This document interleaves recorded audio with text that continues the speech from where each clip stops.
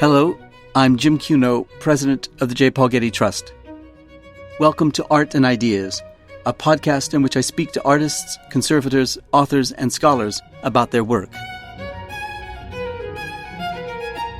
Velázquez really developed quite a particular personal manner very early.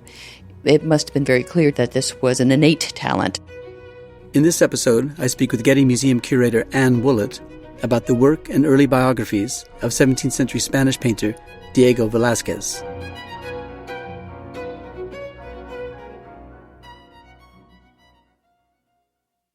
Velázquez was the greatest Spanish painter of the 17th century. Of all the paintings in the Prado, Spain's principal national art museum, Velázquez's Las Meninas is the most memorable of his paintings, unless you prefer his Triumph of Bacchus, or his Apollo at the Forge of Vulcan, or the Surrender of Breda, or the Spinners, or even the strange and wonderful Mars, God of War. Then if you're in the National Gallery London, you might think Velázquez's Rokeby Venus to be his greatest painting, or if in the National Galleries of Scotland, his An Old Woman Cooking Eggs, or if in Apsley House, London, his Water Cellar of Seville, or if in the United States, the Metropolitan Museum's Juan de Pareja, the powerful image of a grand and confident black man, the enslaved assistant to Velázquez, whom the painter released from bondage 4 years later. Such is the quality of Velázquez's paintings that no one can agree on which is the most important. In this episode, I'll be discussing Velázquez's life and work with Getty curator of paintings Anne Woollett. The occasion is the recent publication by the Getty of the Lives of Velázquez, as written by Francisco Pacheco in 1649 and Antonio Palomino in 1724. These two early biographical accounts form the basis of our understanding of Velázquez's life and are published here together for the first time. And thank you very much for joining me on this podcast. It's a pleasure. Now, we last spoke about a similar Getty publication of the three lives of Rembrandt, with Velázquez and Rubens and perhaps Poussin, the greatest painter of the 17th century. Which of the two painters do you think, Rembrandt and Velázquez, was the most important in his day and is so now? Well, Jim, this is a fascinating question, and I think we must consider their individual contexts. I imagine that Velázquez, who achieved fame and the warm patronage of his sovereign, Philip IV of Spain, was the preeminent painter of his day in Spain. Rembrandt, of course, marvelous painter, widely regarded, certainly by mid-career, very well received in the Netherlands, but perhaps not quite as eminent, did not have the noble status or the association with the court that Velázquez did. Would they have known of each other at this time? I think it's possible that Velázquez may have known Rembrandt through his prints. Velázquez was extremely interested in other painters of his own time and preceding generations, so I can imagine that he would have been aware of Rembrandt, but perhaps not have known any of his works firsthand. Pacheco's Life of the Artist was published as part of his treatise on the art of painting, which appeared in 1649, 5 years after Pacheco died and 11 years before Velázquez died. It wasn't the first such Spanish treatise, I gather. The court artist Vicente Carducho published his Dialogues on Painting in 1633. What was the court culture like that these two men would be involved in it and be writing lives of the artist, and how international was it? Well, the court in Spain is a remarkable institution at this moment. It's politically not having a very easy time at the beginning of the 17th century. It's losing control over its holdings in the New World somewhat. It's fighting various skirmishes to settle the sovereignty between the North and South Netherlands. There are quite severe counter-reformation and political events going on in Spain. But at the court, in terms of a cultural center, there's an incredibly vivid, lively atmosphere because of the interests of Philip IV, who becomes king in 1621 at the age of 16. And he is the heir to a Habsburg legacy of collecting that means he's surrounded and has been since birth, essentially, by an extraordinary collection of works of art, tapestries, and remarkable paintings, Italian paintings of the Renaissance, Flemish paintings by Rubens and his contemporaries. And there's a great love of poetry and theater. So in Madrid, there is a real center for learning and for the visual arts. So for artists who are in Spain and making their careers, this is a natural center to gravitate to. But there's also a very strong sense of humanist learning in Spain. And so Velázquez's teacher and first biographer, Pacheco, is a remarkably learned man. And it's at his studio in Seville that Velázquez is introduced to a great range of theoretical texts, the associated arts, philosophy and mathematics and geometry and things. All of these are important components to painting. But, Pacheco is perceived already by the time he's writing as a great intellect, as someone who is an important theoretician. So he undertakes a treatise to, in a sense, promote the nobility of the art of painting. He wants to take what is in Spain at that time really perceived as a manual art, if you will, really a craft, wants to follow the route that's already been taken by theoreticians in Italy in particular, and associate painting with poetry, with the mind. And so in his treatise, he focuses primarily on three painters, one of whom is Peter Paul Rubens, and then the third painter is his disciple Velázquez, who's already shown unbelievable promise and goes on to have an extraordinary career by the time that Pacheco dies, and then the treatise is published in 1649. Tell us about Velázquez's early life, that is, before he comes to the court. So Velázquez's career begins in Seville. This is a very large city, a very wealthy city, a city that has benefited from the connections with Spain's trade with the New World, particularly silver from Mexico and from Peru. So it's a diverse place. It's an active artistic center. And Velázquez apparently starts with another master, in fact, Herrera, who has a drier style, shall we say, a very restricted, constrained style that really is in keeping with the most orthodox views of Catholicism and its relationship to the visual arts, so doctrinal style. But this master seems to have a difficult personality, and Velázquez moves to the more amenable and the presumably much warmer and more exciting atelier of Pacheco. How does one, at a young age, leave the hometown and make his way to the capital city and then make his way into the atelier of an important artist?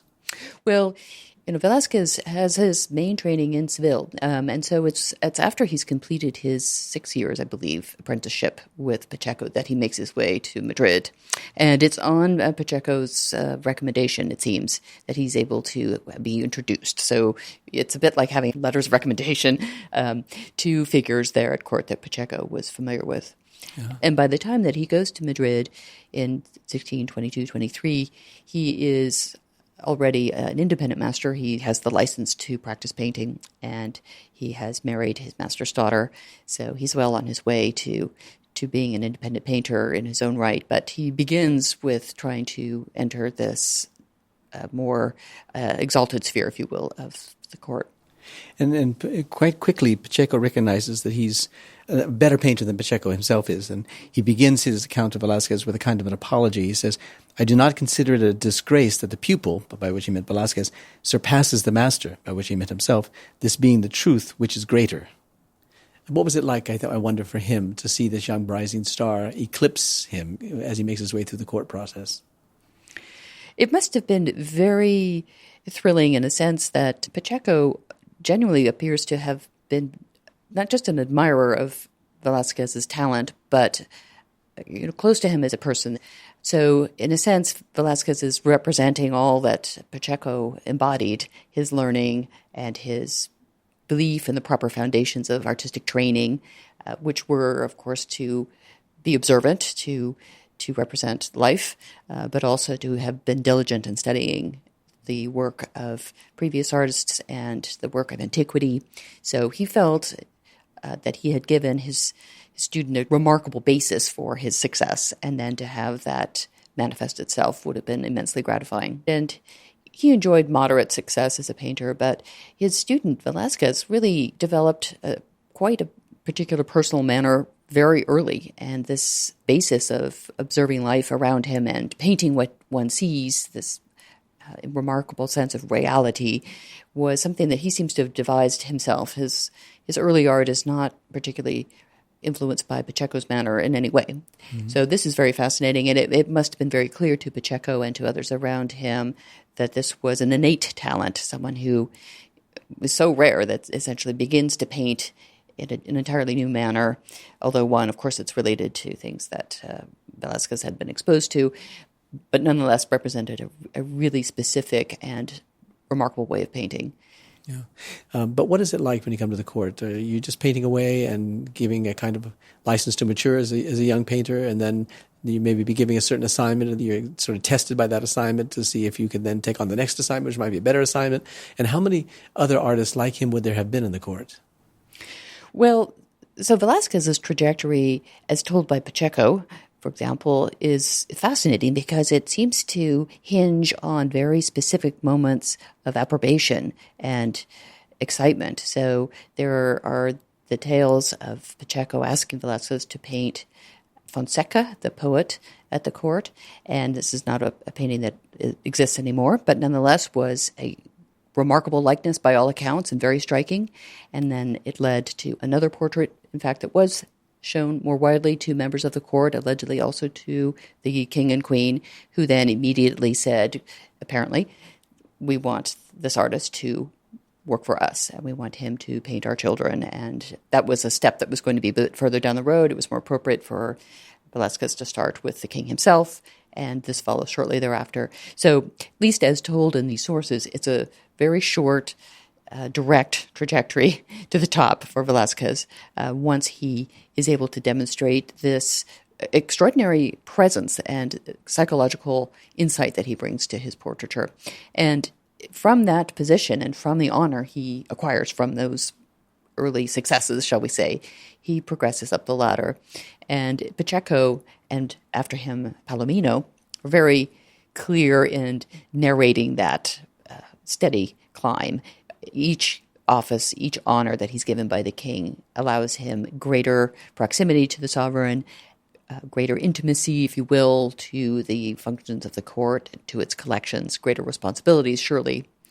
But it becomes clear that Velázquez demonstrates through his personality and his art that he's compatible with the desires of the king and his enthusiasm for painting. As he climbed the ladder, would he then take on assistants himself, and therefore his studio would become larger than just a studio for a single artist? Or how quickly does he become part of a larger scheme of painting in the court? So Velázquez did maintain a studio. He certainly engaged some assistants to work with him. The Spanish court didn't have a single court artist. There were a number of other artists at the court, and it's very interesting. At the beginning of Velázquez's time there's some envy, I think, at his immediate success and preferment, if you will, and there were some unpleasant rumors spread, and there was a tale told by the biographers of a competition that was held between the court painters as to who was really superior in certain ways, and Velázquez was the clear winner of the four. But, it speaks to a rather closed environment if you were working for the court, an environment that really sustained competition sometimes within itself.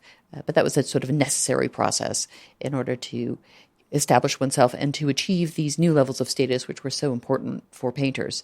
Velázquez seems to have sought with great vigor and persistence greater status for himself and his family, something that would confirm the noble status that he felt was due to him and to his lineage. Yeah. So he makes his way to the court in 1623, and by which time he's 24 years old or so. And then he's given an opportunity to go to Italy 6 years later, 1629, so he's 30 years old.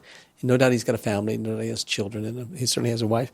What does it mean for him to, I suppose, leave them behind and then go off in the company of some other court members to Italy with the simple instruction, I think, to sort of learn from the great Italian masters? Is that an extraordinary thing?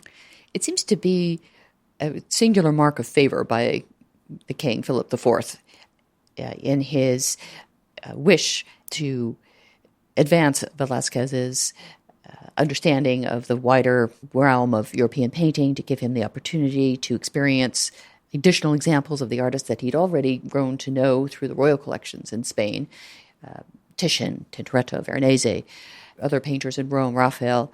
And so to be told, really, you're going to Italy and here's your stipend. And he had some responsibilities, some diplomatic responsibilities, so to speak, but really he was representing the King of Spain. But he was also there in that capacity to advance his familiarity with these important precursors, and ultimately to advise the king through his greater knowledge of antiquity and of the Italian Renaissance in particular. Advise the king on building his collection? Advise the king on building the collection. Ultimately, after the King of England, Charles I, is beheaded, his collection comes up at auction years later, and Philip IV buys a large number of works, and in fact, Velázquez produces a report, a very learned and detailed report on the works of art that had been acquired in that group, for example. So the king, Philip IV, is expanding his collection all the time. He's coming to a greater understanding of what is already there. There are a great number of courtiers who are, in some sense, trying to keep up with the monarch. They're amassing important collections of their own. So Velázquez is able to, in a way, position himself as an expert painter. So when he gets to Italy, he goes first to Venice, where he sees, among other things, Titian, Veronese, Tintoretto, as you say, then to Ferrara, and then on to Rome. And in Rome, he meets the cardinal and the great connoisseur Francesco Barberini, great patron of Bernini, and nephew to the Pope. After that, he goes to Naples. And so what is the sequence? And why would he choose those particular cities? Why did he not go to Florence, for example? It's fascinating. He didn't go to Florence on this trip, and he rectifies that on his second journey to Italy. But I think that, he's aided by contacts given to him by the court. He also has particular artistic interests. He had always admired Titian's manner of painting, Veronese, this looser, visible brushstroke, which is an aspect of painting that he himself followed. And so these were areas where he spent the most time. Bologna, of course, a great academy of painting. Rome, very important for artists for decades. Not only its holdings of Renaissance paintings, but extraordinary collections of antiquities that any artist worth his salt needed to be intimately familiar with. So Velázquez is there, as many artists had done before him, to draw after these works, to know them, to visit the private collections and the Vatican collections and see these things firsthand. Would he have met other artists that he could have had conversation with and might have learned something from with regard to the painting that he was developing? It seems very likely that he would have been in a very good company of highly specialized elite artists, people he would have met through the auspices of the Spanish agents that were with him and his hosts at the Vatican, the clergymen who assisted him, nephews to the Pope, this sort of thing. These are the sources for contacts like this. So this trip to Italy is about a year long? Is it a brief trip? It's a brief trip, very intensive. Apparently the king begins to miss him and asks him to return over and over, and Velázquez takes a little bit of time coming home, but he does come home. Yeah. So we learn that he comes home by way of Pacheco's account of Velázquez's career, but the account itself ends rather abruptly, with just a few remarks about still life painting, even rather modestly praising his own, that is Pacheco's still life painting. What do you make of the ending, the kind of abrupt ending of this? It's a fascinating ending. It's very poetic at a certain point, where there's sort of a eulogy almost for Velázquez, and the trope is brought up again of Alexander the Great and Apelles. This is a kind of recurring theme of this painter prototype from antiquity. And then following that, the kind of musing on still life, a very important aspect of painting in Seville in a way that brings us back to Velázquez's roots and his origins, and links him once again to this hometown, and also, I think, in a way to Pacheco's studio. It's unclear, I think, precisely why Pacheco's account appears when it does, because it appears during Velázquez's second Italian trip. So it's possible that the mechanisms for its publishing were such that this is the state of the manuscript that it was in. Yeah. It appears in 1649, and Velázquez himself dies in 1660, so 11 years later. And then the second life that we have in this Getty published book is by Antonio Palomino, and he wrote his account of Velázquez's life much later in 1724, 64 years after the painter died. Tell us about Palomino and why it was that he was moved to write this life of Velázquez so long after the painter died. Well, Palomino is a painter himself, fairly distinguished career, in fact, working for then King Charles II. He has achieved some renown as a fresco painter, particularly for the court, but he painted canvas paintings and things. So he's very involved already with representing the noble status of painting at the highest levels. And he wanted also, much as Pacheco had, to shed light on this profession and the proximity it held to the great liberal arts. At this point in Spain, this is a well-established theoretical basis. But Palomino had access to various sources, lives of other artists, and so he writes Parnassus, as he calls it, which essentially celebrates this great legacy of painting in Spain. And by far, its greatest proponent in his eyes is Diego Velázquez. And the biography is really detailed. It's extraordinarily long for an artist's biography, in that way very charming, because it leaves no stone unturned, one feels, and tells everything as much as possible in great detail. Much of his account relying on Pacheco's original treatise. But also it appears that there were some other biographies of Velázquez in process, perhaps, that had never been published. One by Juan de Alfaro, who was Velázquez's student and someone that Palomino knew and met and perhaps even saw some kind of document that sort of detailed other aspects of Velázquez's life. Palomino talks about Velázquez and sort of compares it to earlier masters with whom Velázquez was quite impressed, Raphael, for example, and he quotes Velázquez saying that Velázquez himself preferred to be first in that sort of coarseness than second in delicacy. This was a reference to Velázquez's coarse subject matter, his paintings of rustic subjects, which he was described as having painted with great bravado and unusual lighting and color. And then Palomino compares him to Caravaggio. Was that a common comparison at the time? Well, yes, because, Velázquez represented this big shift, essentially, in his emphasis on subjects taken from life, painted with great immediacy, and also this incredible command of light, which is very direct and merciless, if you will, on certain objects, and more subtle, sometimes over the features of his figures. This was seen to be a parallel to Caravaggio, though not necessarily really, we would say today, direct influence of Caravaggio. Caravaggio's works would maybe have been known to Velázquez through versions and things that were in Spain, and then once, of course, he was in Italy, he would have seen paintings there. But by that time, he was a developed and advanced artist. But for biographers, that's a high compliment.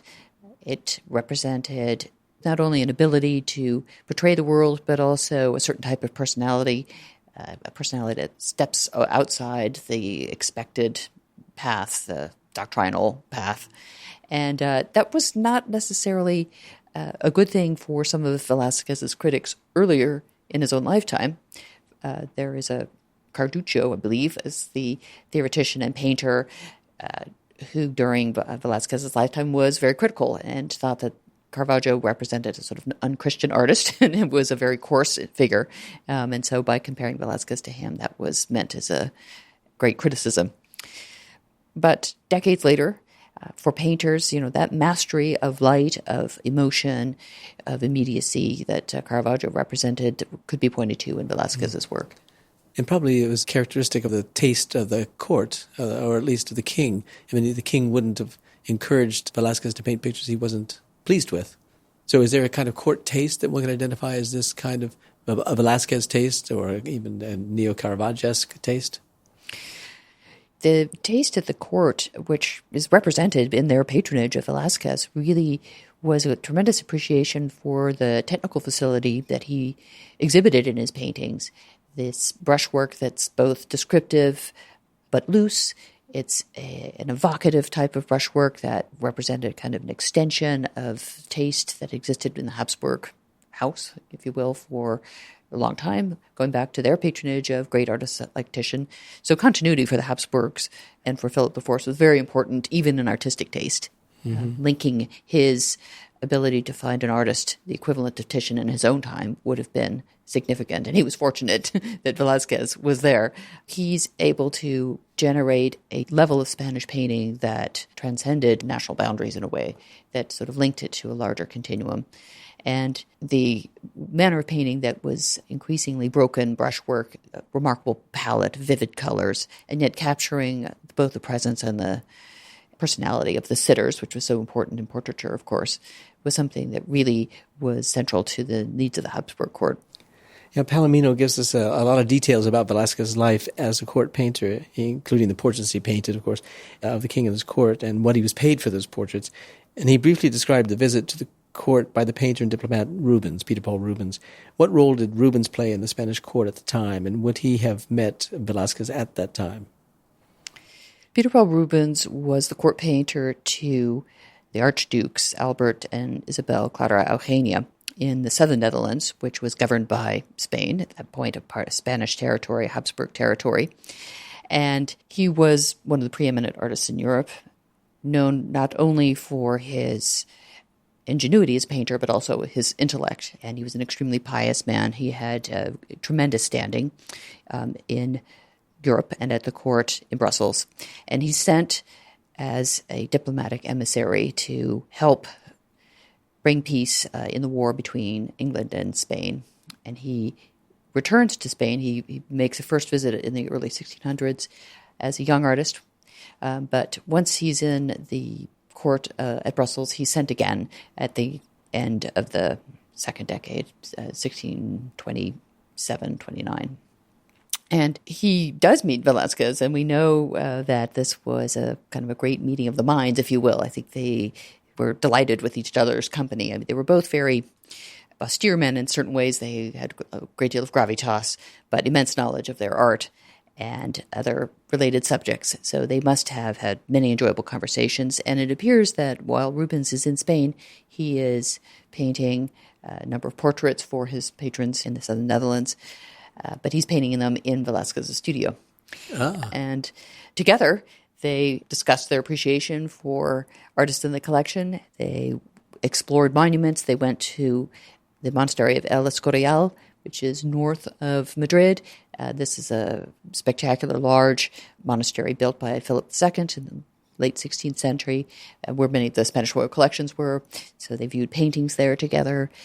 There are stories of them riding in the landscape around El Escorial, which is a mountainous area. So it makes for a wonderful picture of these two great artists. Rubens a little bit older than Velázquez, but still, both working in the prime of their careers. Yeah. Do I remember this, that Rubens was encouraging Velázquez to go to Italy on the first trip to Italy? It does seem that Rubens's time in Madrid with Velázquez must have given additional impetus, perhaps, to his desire to travel to Italy. Now, Palomino tells us more about this trip than Pacheco did. He gives some great detail about it. He talks about Velázquez's love of Tintoretto, his visit to the Accademia, where he saw paintings by Titian, Veronese, Tintoretto, Giovanni Bellini, and where he made a copy of a painting by Tintoretto, which is now lost. Palomino writes similarly of Velázquez's visit to Rome, where he saw Raphael's stanza and Michelangelo's Sistine Ceiling, after which he made a number of drawings. How important is this kind of information for our understanding of Velázquez's development as an artist?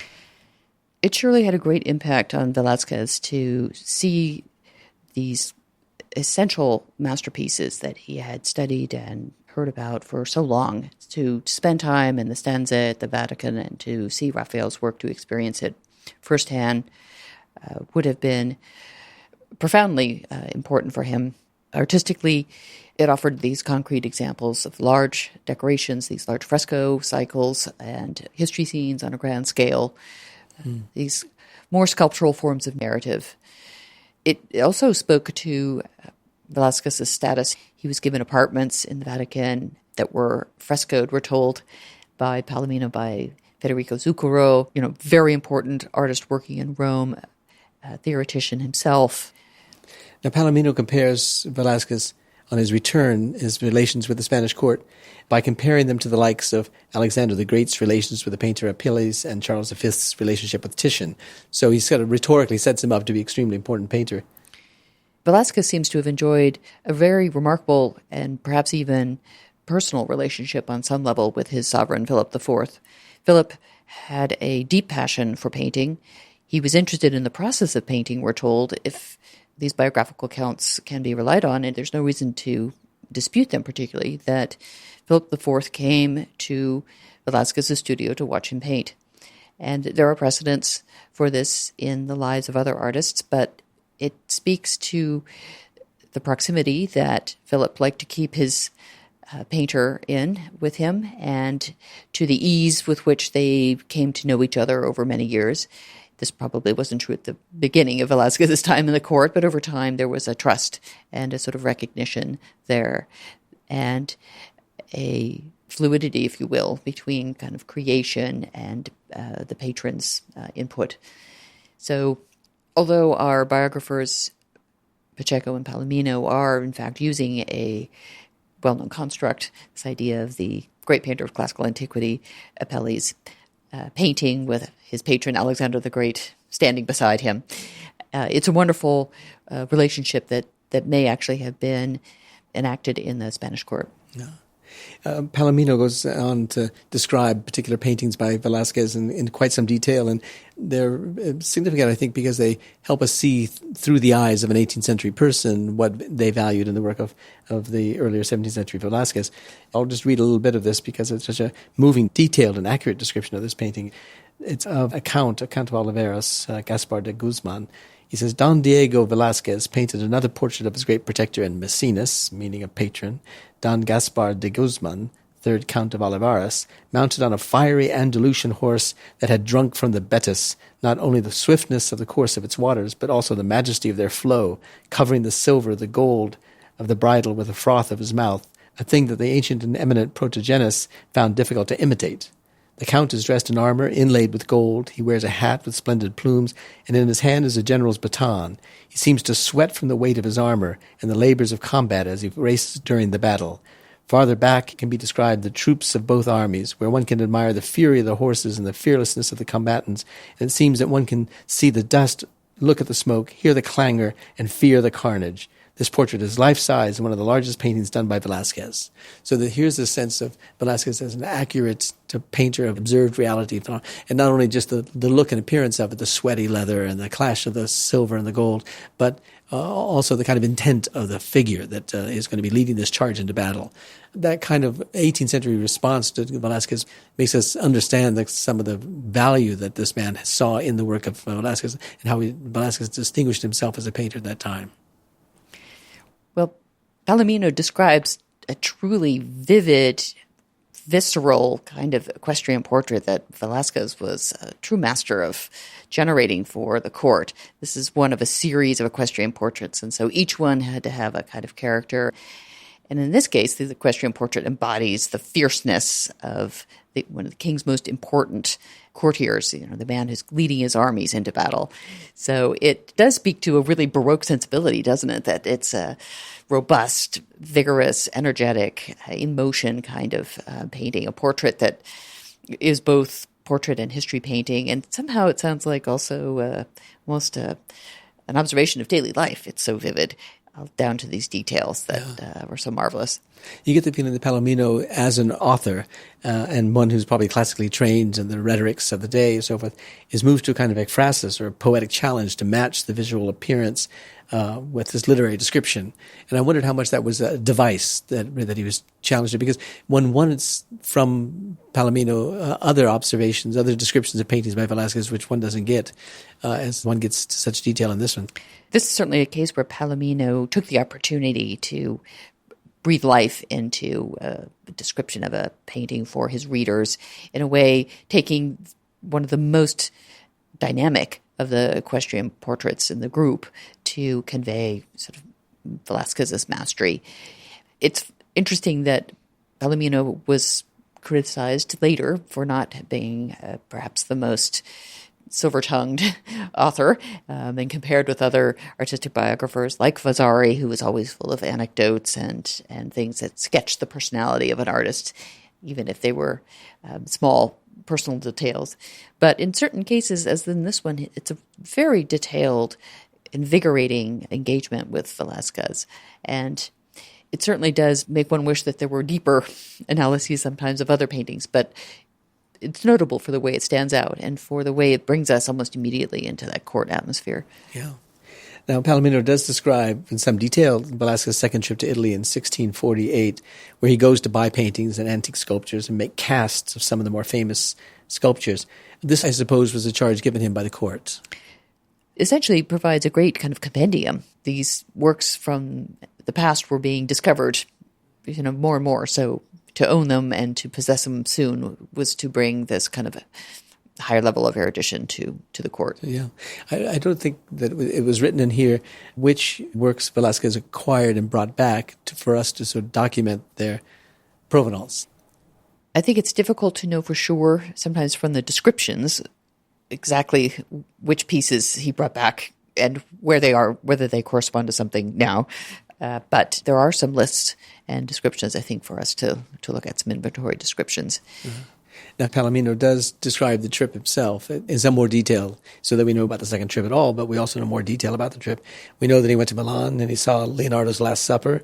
Then he went to Venice where he bought paintings said to be by Tintoretto. I suppose proved not to be by Tintoretto later, but nevertheless he was ambitious, and the court instructed him to be so ambitious. Then he went to Bologna, Modena, Florence, Parma, Rome, where he painted the Pope, the picture which is now in the Metropolitan Museum in New York. Palomino noted the antique sculptures that Velázquez bought, and included the Alhuacan and Farnese Hercules, the Ariadne, Niobe, and many more. How important is this information in helping us understand the development of Velázquez's own paintings, but more generally about the sort of Spanish court taste at the time? Well, in this capacity is really the most important painter in Spain, and working on the direction of the sovereign, Velázquez is obtaining for the court, but also for the larger realm, if you will, some of the key foundational pieces that are important for the theoretical understanding of drawing, sculpture, and painting. So he's obtaining important pieces that represent the commitment of the court to the arts and to the classical past and to erudite preparation of the visual arts. He's, in a sense, acting as an agent, an artistic agent for the Spanish court, for the most part, in this case, I think. Building the collections, acquiring things that have been difficult to obtain in the past, using his stature and his knowledge and his interest to find the best pieces. So in this way, he's an artistic diplomat in the way that many artists had been, like Rubens. Right. One gets a sense that there's at least one example of a work that he would have seen, maybe even acquired in another form, and then painted a picture after it, and that's the hermaphrodite reclining on a couch. And one thinks of that in relationship to his Rocca v Venus. Well, the Rocca v Venus is such a complex work of art that relates to many things that Velázquez is interested in at the time, and the relationship to an antique sculpture that absolutely fascinated artists, who found it incredibly beautiful and intriguing, a figure that you see from the front and the back, and that is meaningful, for the fact that you can see both sides. And then to have Velázquez paint a painting where we, the viewer, have access to one side of this incredibly beautiful figure and are in some ways sort of denied the full view because the mirror that Cupid holds up just gives us a view of her beautiful face.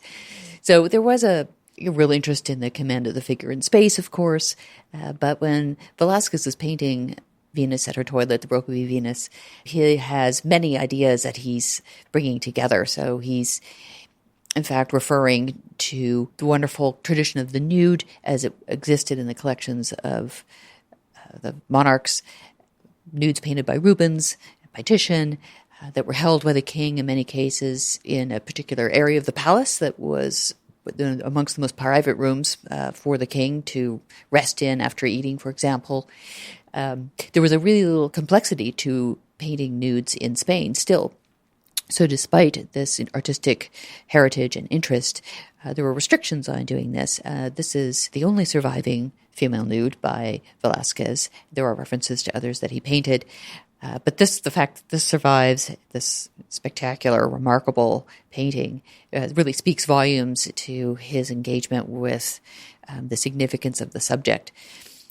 The relationship to the hermaphrodite is interesting in a sense, too, because apparently the Rocca v Venus was first owned not by Philip IV, but the Marqués del Carpio, his first minister, great collector, great Rubens aficionado, amongst other things.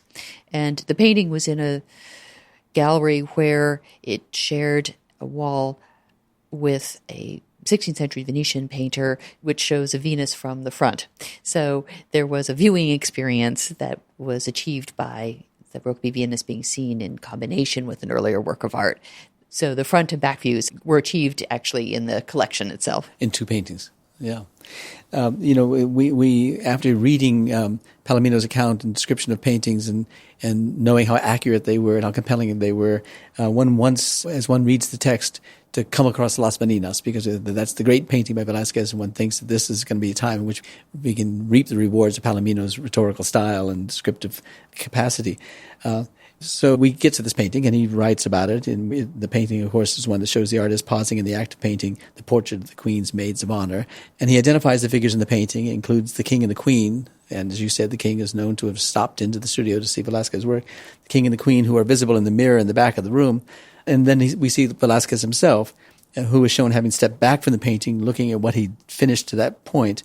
And he compares Velázquez's self-portrait to the work of the ancient Greek sculptor Phidias, who, in the words of Palomino, placed his portrait on the shield of a statue of the goddess Minerva that he had made, crafting it with such cunning that if it were removed from its place, the whole statue would come apart.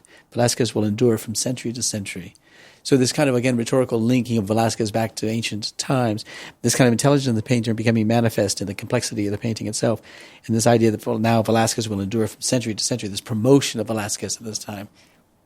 Well, Palomino recognized, of course, the extraordinary achievement in this painting, and he chose to provide a very useful and close reading of the painting as a portrait, essentially a group portrait, and a dynamic portrait, one that speaks across space, which is an extremely fascinating artistic invention by Velázquez. So a very specific rendering of his studio, into which has entered the family, sort of infiltrated, if you will. And then also, despite that great honor, there is a little bit of ambiguity, because we do see the king and the queen reflected in a mirror at the back of the room. Where does that mean they are in relationship to us? Or are we them? That wouldn't be appropriate, and yet it seems we are there as well. So Palomino, in a sense, takes Las Meninas in a very direct way, in a celebration of Velázquez's ability to paint reality, so to speak, but it's an artistic reality, one that's highly intellectual, also very elevated, and represents his immense skill and his intellect as he was able to convey it in something as important as a royal portrait. Of course, it's essentially a portrait of the Infanta. The child of the king and the queen, who's there foreground in the picture. Yes. Looking at us, as it were. Yes. Which is, of course, looking at the painter, because the painter's painting her. It's one of these extraordinary paintings that's been of interest to people for centuries, and these people include some of the greatest minds working at the time. But one thinks of Picasso as a painter, inspired by this painting, but also one thinks of art historians like Leo Steinberg, who could write a whole book about this painting, and others. What is the hold that painting has on us in the 20th and 21st centuries? Well, really, it's a painting about looking and a viewing experience. And because Velázquez was able to achieve this remarkable intersection of a realistic interior and of tremendously beautiful and compelling portraits, kind of dialogue between the sitters as we see them, and then between those portrayed and those who are viewing. It's an endless cycle, it seems, of interaction between the work of art and the viewer. And I think that it's the type of painting that transcends its age, because we are able to bring our own context of viewing, our own structures and strategies for understanding the artist's process to it. And it sustains our inspection. So is that an indication that you think that's the greatest Velázquez painting, and one of the greatest paintings of the 17th century, maybe one of the greatest paintings of the modern era? Las Meninas really is just a towering achievement of artistry. It stands still today as a great testament to a long career by an artist who brought tremendous powers of personal observation to great intellectual thought. And the painting was intended, I think, to represent, in a sense, this long career in which he engaged with the key questions in pursuit of painting as a noble art, as an intellectual activity, as a noble profession. And it also, I think, speaks to an artistic personality in Velázquez, that he had reached a level of acceptance within the court and proximity to the sovereign, and a deep understanding of his patron's love of art, that he was able to create an incredibly complex visual statement about not only his own status in the court, but his contribution to painting in Spain. And that he was able to do that by bringing the king and the queen into the picture itself, and that kind of confidence that he had that the king and the queen would appreciate that and understand that. He was able to discern the correct boundaries. Velázquez seems to have mastered the art of appropriate behavior and appropriate decorum. Very crucial in Baroque courts was the appropriate behavior by those serving the sovereign. So he enjoyed an understanding of his patrons' passions for art and maybe other aspects of his personality, but he also knew when to remain clearly in his position as a subordinate. Now, Velázquez dies 4 years later, and Palomino described the painter's funeral in great detail, noting the presence of the king at that funeral and the burial of the painter's body in the vault of the royal secretary, his friend. And he cites a long and detailed epitaph on Velázquez's tomb, the many offices he held in the royal household, and the list of honors that were conferred upon him by the king, Philip IV. The Getty publication of the Lives of Velázquez is introduced by Michael Jacobs, a noted author and art historian whose book on Velázquez, Las Meninas, about which we've just been speaking, was left unfinished at his death and has been well reviewed as a creative meditation on the painting's many still unresolved mysteries of meaning. We get a sense of this in the closing of Jacobs' introduction to the Getty book when he writes, "Cut off increasingly in Madrid from public life, surrounded by one of Europe's most spectacular private art collections, and devising canvases in which the real and the otherworldly are effortlessly interwoven, Velázquez must have spent much of his later years escaping into a world which only a writer of fiction could ever attempt to record, that of his own fantasies." Tell us about Michael Jacobs himself, the writer who wrote the words I read. Well, Michael Jacobs is a highly regarded travel writer in particular, but a trained art historian at the Courtauld Institute. Jacobs, I think, was very passionate about Spain. He lived in Spain. Some of his earliest books are about the Golden Age in Spain. He wrote more widely on other topics as well. But he really returned frequently to the core values of Spanish life, of the life of artists such as Velázquez, which represented complexity and deserved a deeper reading. And Las Meninas, I think, was a topic for Jacobs that was enormously intriguing and spoke to his own area of interest. It's very tragic, in fact, that Jacobs's book on Las Meninas was left incomplete at his sudden and unexpected death. But it's published as a testimony to his deep thinking and his deep passion for Spain and for the golden age of Spanish art. And no doubt for the complexity of the painting Las Meninas. So we have this book with two texts, one of the 17th century, of the time of the life of the artist, and one then years later in the 18th century, and the introduction that we just talked about with Michael Jacobs. Tell us what's your sense of the book and its contribution to the literature on Velázquez. That is, how important is it to bring Pacheco and Palomino back into the picture? It's a wonderful capsule of the two most important biographies of this outstanding, preeminent artist.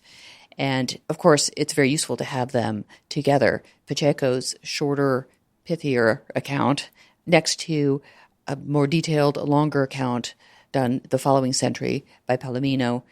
Both of these authors placing Velázquez in a pantheon. To read them side by side is a great pleasure. They both, I think, capture a sense of this remarkable painter and his career and his career achievements. But I think, as Jacobs rightly points out in his introduction, there is this insistent backbeat of the artist's search for status and for his biographers, in fact, to record his achievements in that realm as well. So there's a real sense that it's still important and it's something of a struggle for a painter, despite his extraordinary talent, to be recognized and permanently entered into the culture and status of nobility in Spain. Well, Anne, thank you very much for this podcast interview. You know, it's always great fun to talk to you about the pictures and books, so thank you very much. Thank you, Jim.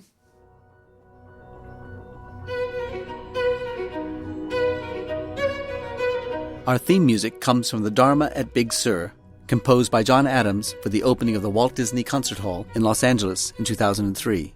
It is licensed with permission from Hendon Music. Look for new episodes of Art and Ideas every other Wednesday. Subscribe on Apple Podcasts or Google Play Music. For photos, transcripts, and other resources, visit getty.edu/podcasts. Thanks for listening.